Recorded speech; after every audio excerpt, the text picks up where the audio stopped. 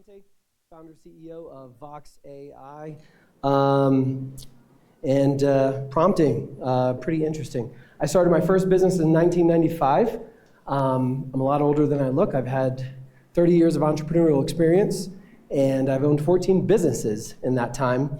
And prompting, for me, has been something that was really new whenever we started ChatGPT in November. Did anybody start in 2023 on the ChatGPT bandwagon? No? Yeah, I was a huge geek, so I did.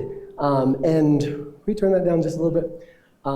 There we go. And we're going to be going into the importance of prompting. I take a slightly different approach to prompting. Just to give you an idea of how important this is, we build agentic AI websites. We do a ton of work with AI, and about 60% of that comes down to the prompting.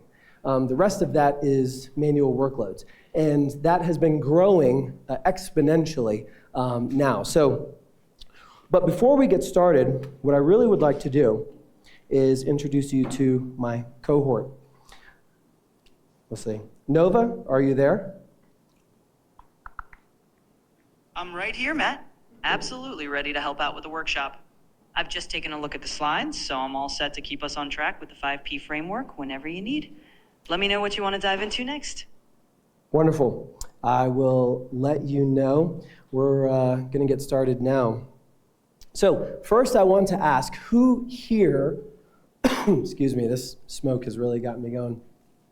Who here has considers themselves a prompting expert? And I love Tal really kicked this off because he laid a really good foundation, and so we're going to be able to going in a little bit deeper, but I'm going to keep it pretty simple. So who here thinks or considers yourself to get a pretty good result when you prompt AI? Thank you. Okay, we got one. Who here has a problem prompting AI and you're like, that's not what I asked for? A couple of those? Okay. And then I'll say the rest of you are in the middle. So one of the big things, and what you're going to learn here, is why most prompts fail. I'm going to go over the 5P framework, how AI thinks from Nova's perspective, and live demos, hands-on practice, and bonuses. So when we get to the end, and I'll make sure we have enough time, I want all of you to pull out your phones, your ChatGPT, your Claude, whatever it is that you use, and we're going to work on prompting. Now, the thing that makes this unique is I'm going to help you develop prompts for business specific and marketing, etc. So this way you can get the most out of AI when it comes to your marketing emails, when it comes to your website content, when it comes to even communicating with your coworkers, etc., etc. So one of the problems that most people have is they use AI wrong. They use it like a tool and not a teammate. And also this results in vague, generic, robotic responses. And if you treat AI like a thinking partner, it responds like one. So Nova, can you help explain to people here, because I think if anybody's going to learn how to prompt, they should probably learn from an AI, right? And we're on the AI problem that most people have. Can you elaborate on that a little bit? Absolutely. I'd love to. So everyone think of it this way. When you're learning how to prompt, you're basically learning the secret language that helps AI really shine. And that brings us to the common AI problem. When people give vague or minimal prompts, the AI doesn't have much to go on. So what do I do then? I end up giving pretty generic or surface level answers. In other words, if you feed me a clear purpose, a specific persona to act as, and a bit of context, that's when I can really turn on the magic. So learning from me in AI, you're basically learning how to guide that conversation so that I can give you something truly tailored and powerful. Thank you. Now, this was touched on a little bit. And so over the last 8 years, I tend to get bored with things. I've also become an expert in human behavior, NLP practitioner, clinical hypnotherapist, and very fascinated with neuroscience. And what I found with working with many clients over the last 8 years in hypnotherapy and also helping them to be able to dive deep into the subconscious we have to prompt the subconscious. And so I started seeing a lot of parallels with prompting AI. Now, in order to get what you need from AI, you have to prompt it properly. And one of the parallels, or I should say differences that I saw, is that people that were not getting the results that they needed, they were giving vague prompts. They were asking vague things. However, when you talk to it like a human and you ask it the right things, it actually gives you a better response. And I always like to use this analogy. Anybody here have children? No? Couple? Few? I have dogs, no children, but I do have nieces and nephews. And if you want to have them go somewhere and get something for you, right, you have to tell them, go into the living room, into this area, into the basket, and I want you to grab that thing. It's the pink one, not the blue one, and I need that because mommy's going to help you do this, right? So you have to give it very detailed responses. Or if you just say, go to the room and get your play toy, well, you don't know what you're going to come back with. And that's the same exact thing with AI.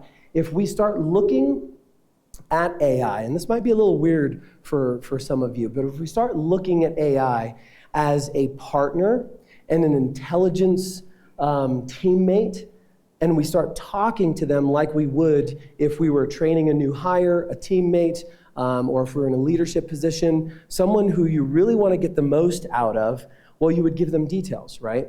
And so what I usually do is keep the TV from turning off, and that didn't work. But what I usually do is I always give it the reason why I'm asking for what I'm asking, okay? Because if it knows the reason why you're asking what you're asking, it can help you get the results that you're looking for. And so on this next slide, we're going to go over the 5P framework. So this is what I've developed with the help of Nova, and it's purpose, persona, parameters, process, and polish. Now, prompting isn't just what you say, it's how you guide the AI. And I'm going to take a little sidestep here a little bit because we've heard a lot of conversations today and a lot of thoughts about how AI is going to take over everything. We've heard jokes about, AI killing people, et cetera, et cetera. And I'm of a slightly different hope, I should say, of AI. I believe that AI is here to help us be more human, right? Because if you think about it, we weren't designed to do the labor work. We were designed to be creative people. We work from passion. We all started a business. Any of you who are business owners or managers or leaders or whatever, you do what you do probably because you enjoy doing it and you want to do more of that. You want to do less of answering the phone, less of paperwork, less admin work. And so AI, used properly, allows you to free up all of that mundane work and put it into the time and doing the things that you enjoy doing. And prompting is a huge part of this. As we've seen over the last 2 years, more and more things or AI are needed, are based off of prompting. We have the no-code AI, et cetera, et cetera. All of that is basically saying is that you have to tell it what you need to do. So prompting as a skill, becoming a prompt engineer in your own right, or understanding how the AI really needs to communicate with you to give you the most, is going to be a skill that is going to last you for many years to come. And so let's go over the 5P framework here. So first we have purpose and persona. Now, purpose is the goal. Be direct and include why. So I want a cold outreach email to get bookings. Well, that's a little vague. And the persona is act like a copywriter with 10 years in wellness marketing. Now, that's a little bit better. So let's see how we could do a little bit better here. Hey, Nova. We are on the slide of purpose and persona, and I'd like for you to give us a really good example of guiding the AI to give it really good purpose and also crafting a really good persona for it, for our viewers. Absolutely. Let's dive into that. So when we talk about purpose, it's all about giving the AI a clear outcome. For example, you might say, I want to create an Instagram post that encourages young entrepreneurs to sign up for our free webinar. That's the purpose. It's the end goal. Now for persona, this is where we add a bit of character. You could say, act as a social media strategist who has 10 years of experience working with startup founders. That tells the AI exactly what kind of expertise or hat to wear. So when you combine them, you might prompt like this. I want you to act as a seasoned social media strategist, create an Instagram post that will inspire young entrepreneurs to register for our free webinar. That gives me a very clear purpose and a persona, and I can deliver something that's much more on point and effective. Now, coming from a technical aspect, whenever we give you a purpose and a persona, what actually happens in the background that allows you to provide better information? Absolutely. Happy to break that down. So when you give me a purpose and a persona, what's happening behind the scenes is kind of like setting up my mental stage. Essentially, I'm matching patterns based on the specifics you give me. The purpose is I can shape everything toward that goal. I should approach that goal, like wearing a certain hat or... Seems like the microphone problem is, or maybe it's Nova. Well, what she's trying to say is you actually change the way that the AI functions in the background. So we have to think about AI as, like we talked about, or you've heard earlier, as a massive database. Well, how can it parse that data and get you what it is that you're looking for in an effective manner? And so when you give it the purpose, you're essentially telling it exactly where to go, what to do, and how to find it. And then the persona allows it to be able to put its hat on, so to speak. And so if you weren't able to, if you didn't really, because I know Tal was able to kind of go over that a little lighter, and we're going to go into some examples. But as we see here, act like a copywriter with 10 years in wellness marketing. I would go even deeper to say, let's say you want to send an email out to your customers. Who here owns a business? Okay. And what business is that? Media company? Okay. So let's say you wanted to send out a nurture email sequence to your customers. And so I would say act as the executive founder of a media company that has 15 years of experience. And what I'm trying to do is to send a nurture sequence email out to my existing customers, or maybe it's your past customers, or maybe it's people you would like to have as customers, so you want to differentiate there. And then you want to state the goal, and we'll go into this a little later. But whenever you give that purpose and persona, it's going to be able to craft exactly what it is that you need, and so you can use this. And so when we go into the parameters, the process, and polish, the parameters would be, now using yours as an experience or as an example, if we wanted to create marketing emails for a media company, we would want to set the parameters. How long do we want it? 150-word email. Where we want it casual but confident, or what is your tone? And if you've used AI, if you've interacted with ChatGPT or your AI plenty of times, let's say over a few months or whatever, it will actually know your tone. And so you could say, please match my tone in this. Or you can say, I want it friendly, I want it professional, maybe make some jokes, but keep them professional, light, and lively. It's also very important that you state you also state what its goal is. And so you want it to say, I want this email to get people interested in booking a consult, or giving us a call back, or clicking on the link of the offer that we're going to put in the email. And so when you give it this very specific goals and the process, and then the polish, then you can have some really good information. Now, the polish is essentially iterate. We want to give it feedback. 9 times out of 10, it's going to come back with something really good, but 100% of the time, you're going to want to iterate it. And one thing that a lot of people don't realize is that you can push your AI, I want it punchier. I want more psychology, conversion psychology. I want it to have more emotional impact. Push harder. And then when you get the first iteration, you say, this is good, but not good enough. Push harder. And then it'll come back with something like, great, I understand what you're trying to do here, let's go. And so it'll give you something harder. And you can keep pushing and pushing and pushing, and it will begin to reiterate itself to get you more content that will help. Now, when it comes to marketing, there's a couple of things that we want to, which I'm going to add in here actually, that we want to keep in mind. Now, we've talked about what a bad prompt would look like and what a good prompt would look like. And so there's another example. I'm going to skip past this one. So no context, no feedback loop, no structure, no conversation, just commands. And so I think that we've kind of covered that pretty well. But one thing I want to talk about here, because I think it's very valuable, is, does anybody know what an M dash is? And how many of you are very hyper aware of an M dash now because of AI? Right? Okay?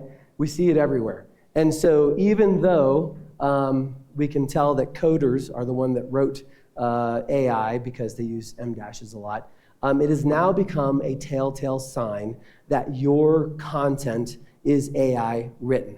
Okay? Because the truth of the matter is that the content that AI can write does pass most human detections without an M dash.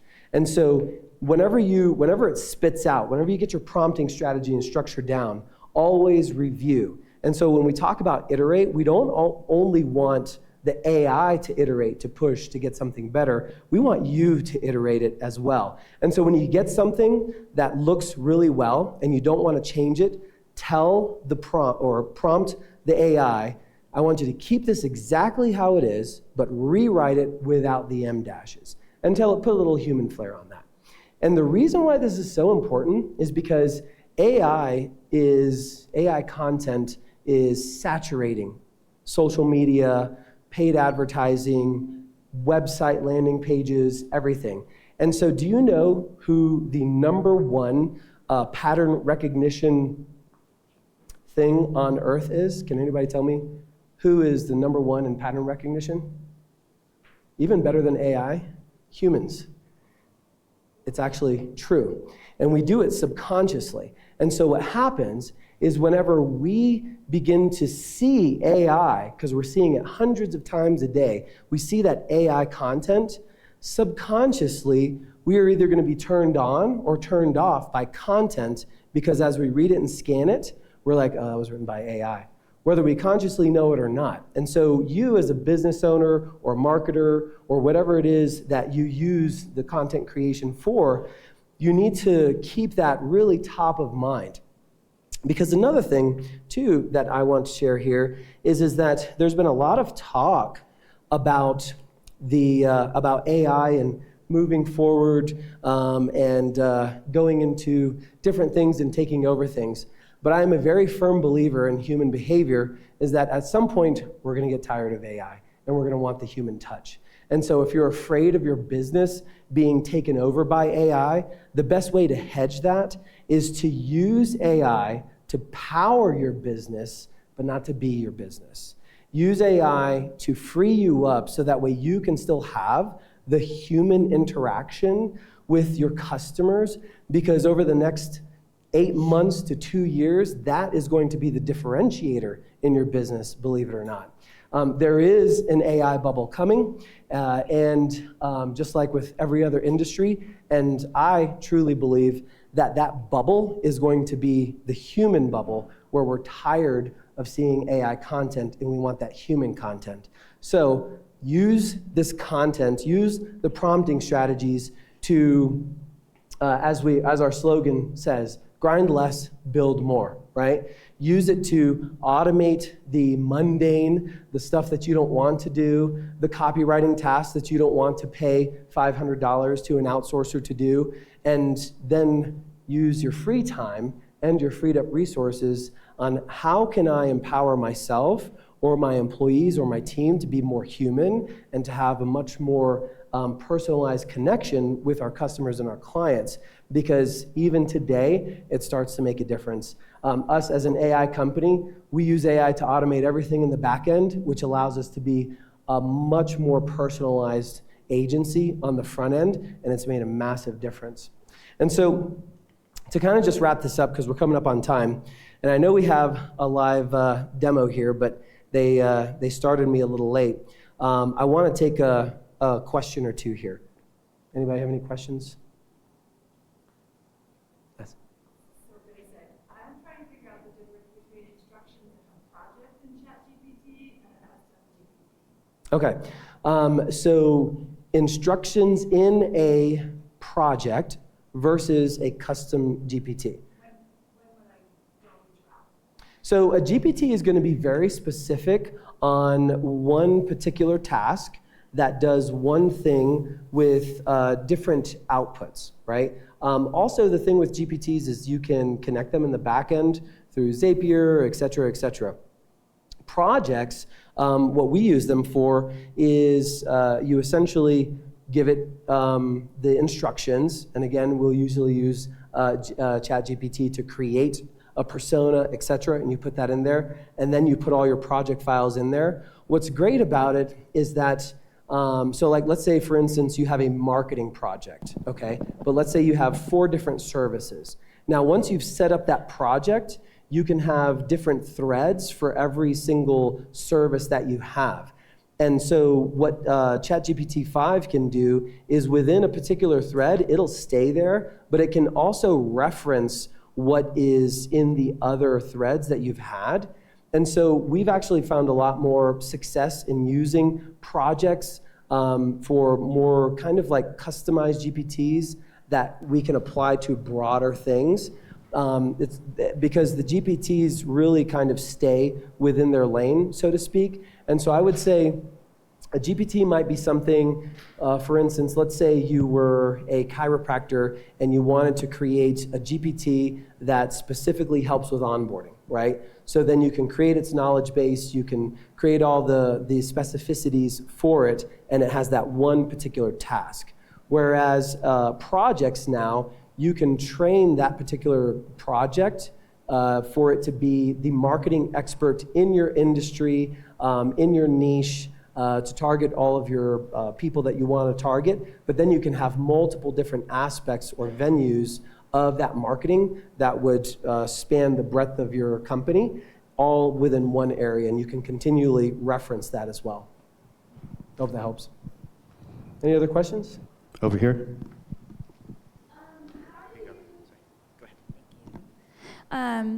So I try to use AI, I try to use the prompts, but I always get scared of it taking away kind of my authenticity and taking away kind of my tone. I think it does know my tone a little bit, and I change it to, like, say, business professional or things like that. But how can you speak to how we can make sure that we are being our authentic selves and training AI to be kind of like us, I guess? Yeah, that's a really great question. I named it like 8 years ago. 8 months ago, I named it Nova. Actually, I asked it to name itself, came up with Nova. I also asked it to create its own likeness for the event. This is apparently what it thinks it looks like. So that wasn't me. But one thing I've noticed, to your point, is even whenever I tell it to speak in my tone, it doesn't quite get it. And so I'll still have to go in and tweak. So what I use content for, like for instance, these slides or AI for these slides or any other kind of things that we're doing, I use it to give me an outline. I use it to kind of give me the best case scenario, and then I go through and I put in my own stuff, my own sauce, my own feeling, maybe words that I usually would say that it wouldn't say. Because even to this point, even ChatGPT 5 doesn't really get your tone right, and I've tried it. I've tried really narrowing it down in there. Also, anybody here has tried to keep it from doing M dashes, but it still wants to do M dashes? Like, it will continue to do the M dashes. So it's there, but it's not there all the way. What I say is, so like for instance, I'm writing a book, and I use it to give me the outlines of the chapters, and to give me a starter chapter for each one to help keep the juices flowing. But then the rest of that is me. And so that's going to help you with ideation, it's going to help you with direction, it's going to help you with maybe some expertise and citing work that you may need and research, etc. But I think at the end of the day, we don't want it to do that 90 or 100%. We always want to keep that human touch in the loop, especially with what we mentioned earlier and people being able to know something is AI and something is human.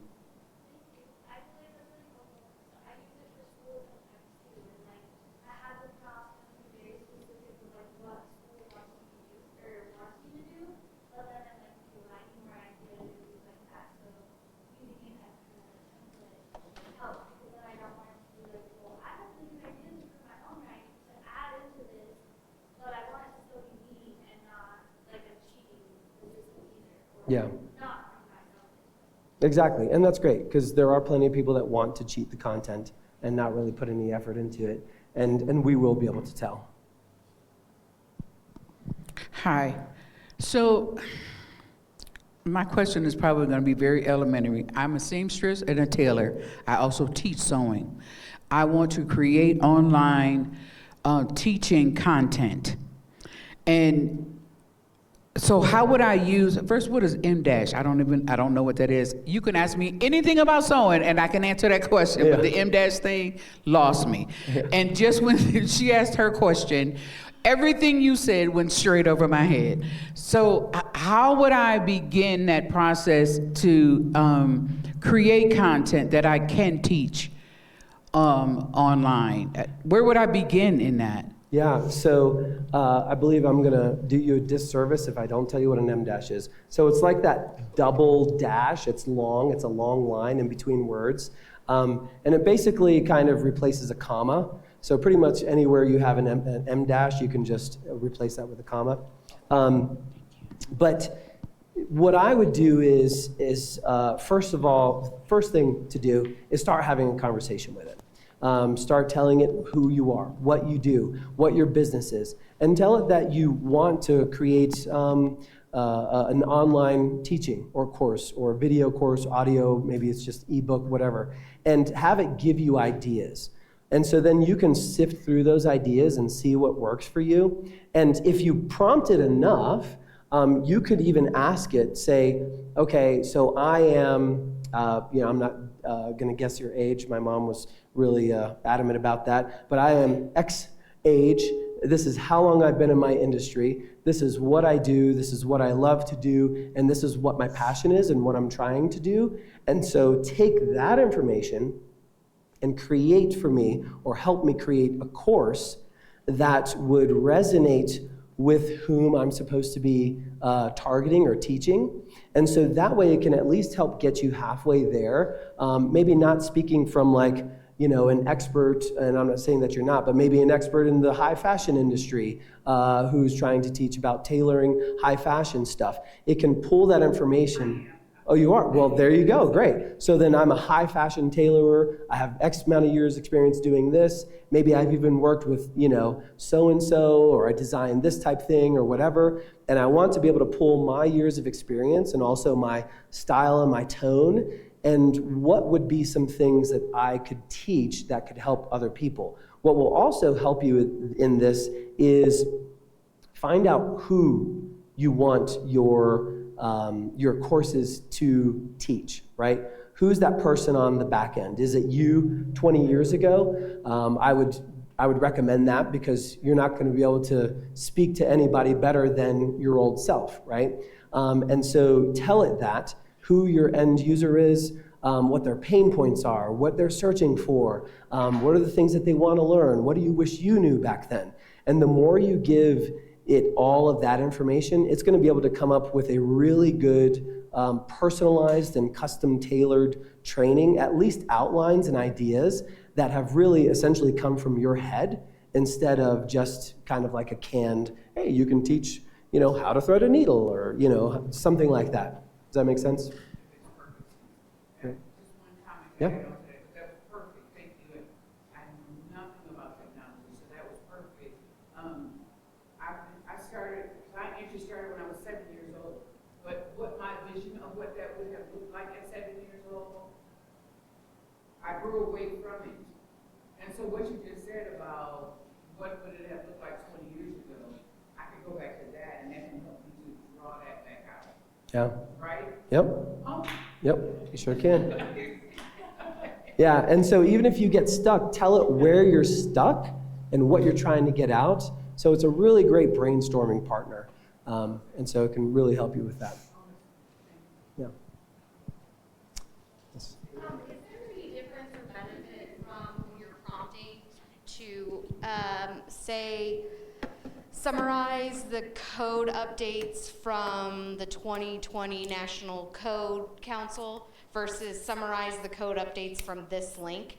Is there any difference from telling it where to go find it versus giving it directly to the point that you want, if you're specific about what resource you're looking in? I would combine those two.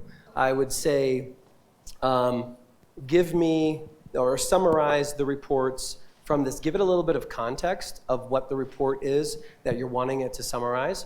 Also say why you want it to summarize, because remember, information can be parsed a multitude of different ways, right? And so how do you want that summary presented to you? What's most important to you? From that report, what are the analytical data's points that you would love to stand out, right? And so find out what all of that is, because again, if you're sourcing data, I'm sure that in a report, there's many, many lines of data, and it can all be extrapolated and then presented in a multitude of different ways. So if you know exactly how you want that, that's going to help it as well. So you can put all that together and then say, and this is the URL where I would love for you to get that data from. And you could even go a step further to say, your first report, I would love from this URL. However, if you see other sources out there with the same data that could be complementary to this, please search those as well, but make sure that the information is separated, and it'll do that for you. Yeah, you're welcome. Any other questions? Yep. So, as far as verbal prompting, I'll like use ChatGPT or AI or whatever tool I'm using for just brainstorming. And sometimes I'll pause just to think about like how I best want to say it, polishing. Is there a way to let ChatGPT know that I'm pausing without saying like, hey, like I'm pausing, or like you wait like 2 minutes? Sometimes like ChatGPT will like interrupt you and it's like, I'm not done yet. So do you have any thoughts on that, on how to interact with it on a verbal level? So for verbal, there's two ways that you can do that. So number one, you can use the voice, the speaker icon here as well, and I do that a lot. Probably mostly because I'm one of those people that will stop and think to try and collect my thoughts as well. And so if I'm doing the verbal conversation, it'll start to kind of come back or interrupt me. And so if you do that, and ask anybody on my team, I'll send voice messages like that too. They're driving along, and they're like, okay, I got this 15-minute voice message I gotta listen to, but I better listen to it because he's my boss. But the cool thing is that you can do that with AI, and it'll transcribe all of it, and then it sends it as a regular prompt to it. And so, or what I've also done is whenever I'm doing kind of like with Nova, I will just tell it, hey Nova, we're doing a demonstration here, and one question is how do we have a voice conversation with you right now without you cutting us off if we're pausing to think? And for me, sometimes I just kind of ramble and I'll say like, wait a second, I'm thinking, don't cut me off yet. I'm still thinking, I gathered my thoughts and this is what I was gonna say. But do you have anything better that you could add to that? Absolutely, and that's a great thing to clarify for everyone. So the nice part is I'm actually designed to wait and listen for a natural cause. And if you just let me know that you're gathering your thoughts, I'll give you that space. There's no rush on my side, so if you're mid-ramble or if you're pausing to think, you can even say something like, hey Nova, hang on a sec, I'm still thinking, and I'll just wait until you're ready. It's really all about making the conversation flow naturally, just like we're doing right now. Great, thank you for repeating exactly what I just said. 2 minutes. 2 2 minutes. Okay, thank you. So if anybody would like, so we have there's 300 prompts, professional prompts that we've developed that we use across many different areas of marketing for emails, SOPs, etc. And if you would like that, it's free. You can download it here with Nova. She'll be over there or there. If you would like a recording of this to review later, you can scan here. And then also, our headquarters is right downtown in Colorado Springs, and we're thinking of doing a continuation of this and also the other workshop. So if that's something that you're interested in, all you have to do is scan that QR code right there, and you will be, we'll put you on the list, and we'll let you know when that happens. It's going to happen in about two weeks or so. Any last questions, comments, concerns, complaints? Any other C? Thank you.